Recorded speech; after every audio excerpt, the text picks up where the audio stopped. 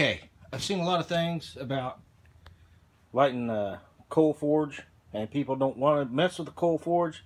They want to use propane because it's so much easier and it takes forever to do the wood and the paper and all the stuff to light a coal forge. Well, I know it's not the traditional way of doing it, but I take honest to God charcoal, not charcoal briquettes, but hardwood charcoal, and I put it in there with a little bit of coke from the last time I had one fired up.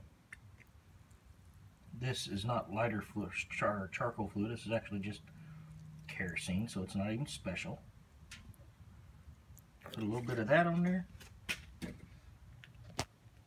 Turn on my air just a bit.